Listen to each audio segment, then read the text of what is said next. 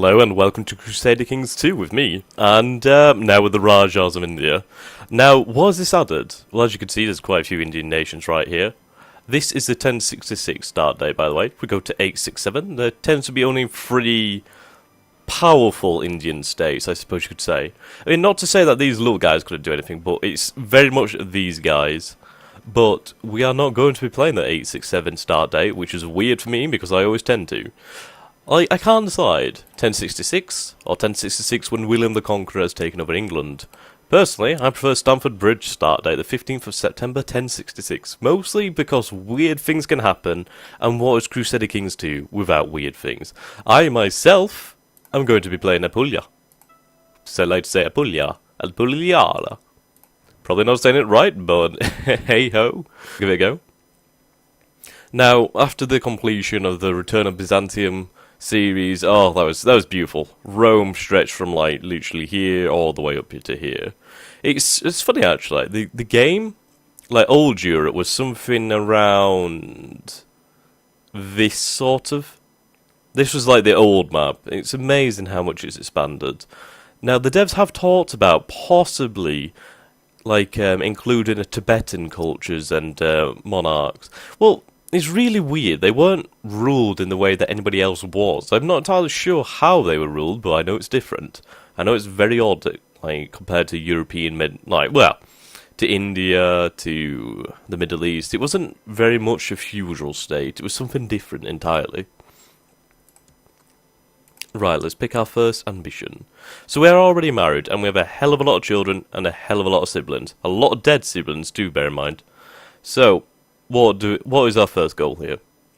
Okay.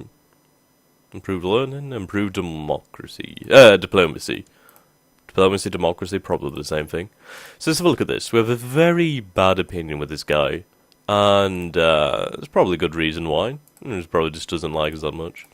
But we can have a look at this. Let's have a look. Ah, right, yeah. He is going to be an arse. One thing is, do not, if you can avoid it, give lands to your dynasty. Because, oh, they're going to be arseholes about it. So why does he not like us then? Title versus claimant, ambitious. Especially when they're ambitious. Hate ambitious people. They are arseholes. Like, he's going to be a problem. He's going to be a problem continuously. So we'll probably have to murder him at some point. Not saying that's out the cards. That's generally what I like to do, is murder. Now, what is our culture? We are Duke Robert of Apulia. We are Norman, so we are Latin. So let's open up the... where is it? Cultures. So Latin. Where's Latin? Well, Norman, sorry. Norman is right up here. There's not much of a Norman culture. I mean, it's kind of a shame. Well, we'd have very good ties with the Norman King of England if William does, in fact, take over. But consider most of our territory is either Italian, or Greek, or Berber. We're not going to have very good ties. So to be fair, we probably are going to be better off converting to, I'd say, I don't know, maybe Italian culture. It'd improve relations over here, but would we want to go Greek? My game plan, if you'd like to say, is become strong enough to form my own kingdom, the Kingdom of Sicily, which is not too hard, honestly. It's something that is quite doable. Expand, gain enough power and influence within the Byzantine Empire to create the independent Kingdom of Greece. And then, as Greece, we shall advance through the Seljuk lands and into India. We shall continue Alexander the Great's grand ambitions. And look at this. This is just perfect. I love this. When you go to educate a child now, it automatically picks the best guy. It's so good. It saves so much time. I mean, in my Roman, Byzantium to Rome game, I got so sick of just educating children. Mostly because it's so laborious after the, 100th or 200th kid. It's like, god damn it, just educate yourselves. Go, look at that wall, learn from it. What does the wall tell you? It tells you that you're a failure. Right, so we can muster around 2,800 troops. But we can create a retinue. We can't quite create a heavy infantry retinue yet.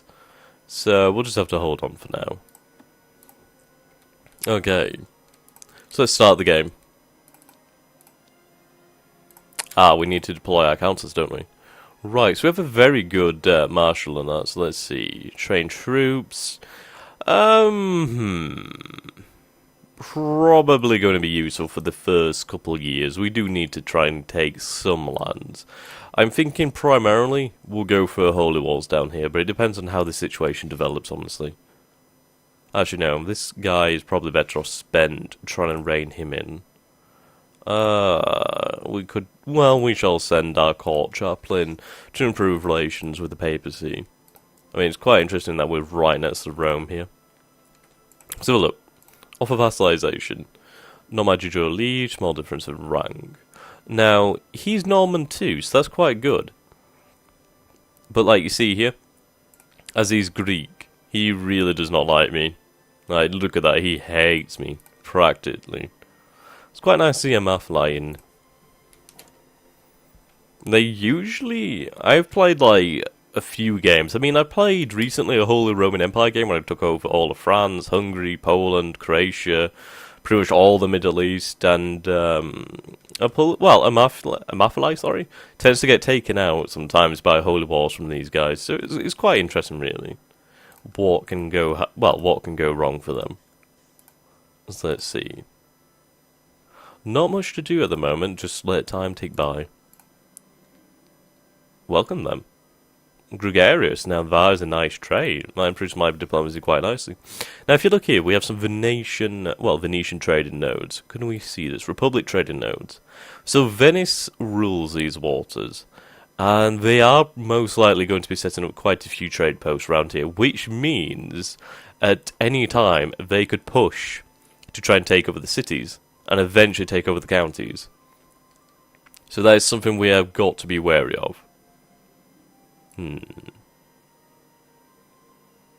We'll pay for some medication. Now see, here. Already. What did I tell you? Now, interestingly enough, if we allow this to take place, these troops will go up here. Today, my brother William asked for his fee for zone. I promised to arrange it. We will try and give him one of these. So now see, they're going here. But, let's see. Is it prudent to declare war on them? Let's see, who are they at war with? Ah, now we can declare war. Now you see. So let's go for this. We'll raise our troops. And now this is very much just open the door for us. We'll call in Salino. We will go for it soon. Salarando. Yeah, there's 1,000 troops all there. And with this, it is, he's defending, so he cannot gain any land. While he's just wiped out that army for us quite nicely, so all we have to do is just come in there and mop up. And that's 2 counties gained for nothing. No resistance, no great loss of troops, just straight up gain. And that is how the cookie crumbles. So split in half here. There we go. Is he sieging? He's sieging to try and win the war. Now I wonder if the Maflai would be grateful. I doubt it. They do have a nice opinion of us. Oh, that's good. Right, let's see. Yeah, he would not probably take... Now, a Lord Mayor, he's counter?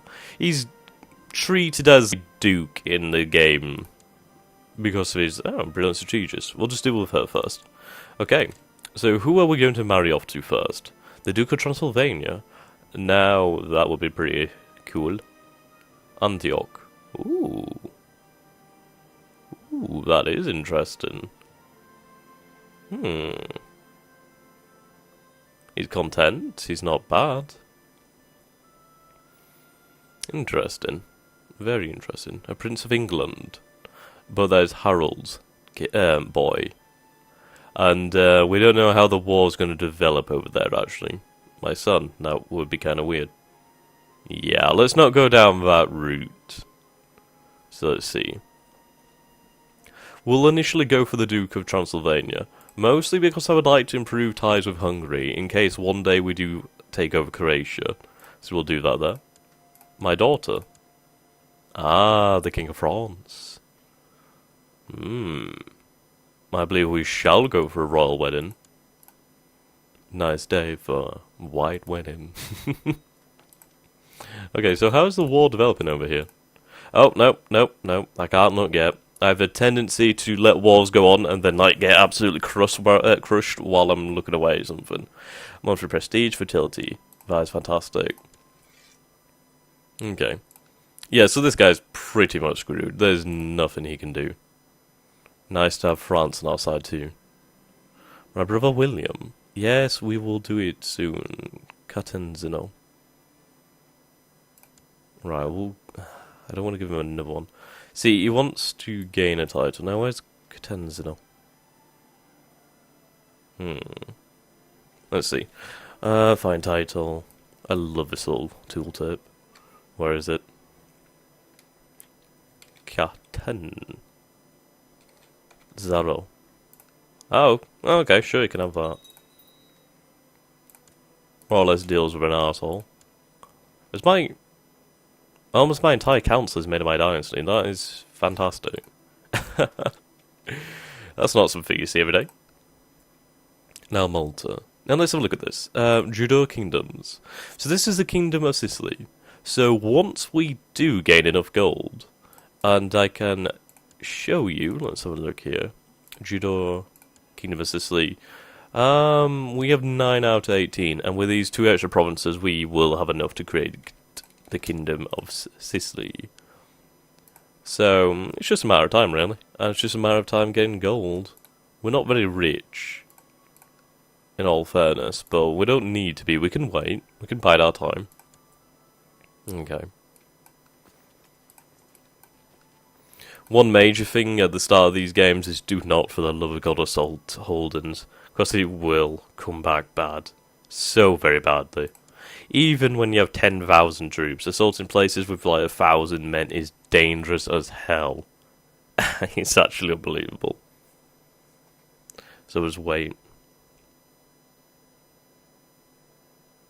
Not much to do but watch time fly by.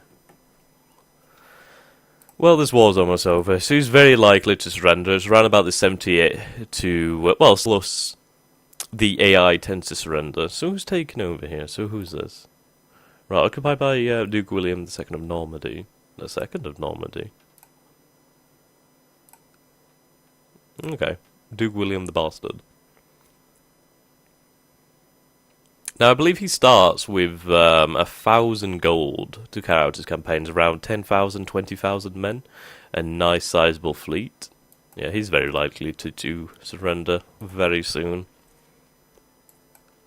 Here we go, his combined arms. Now, even here, we'd probably be able to take this with an assault, but there's not much point. We might as well swipe. And here we go. And with this, we have gained 2 counties for nothing. So what we'll do is we'll lower our men. There we go. That's so as costs reduce. We have gained a city and we've gained a church. What else have we gained? City. Oh no, a mosque, a city, and a castle. Now, it'd be interesting to see if we could ever convert these to be very Norman-esque. I do like how Norman buildings look. It's quite a distinctive style. Let's see, can I find a difference? Well, it's an interesting style. It's very much shared between the Christians, how their buildings look. It's only when you start going out this far that the buildings really do change. I mean, like, these just basically huts, aren't they? And then down here, moss. And one of the Indians, like, very different. Just look how beautiful that looks there. They really did some nice work with the art. Well. I shall be back in just 1 second.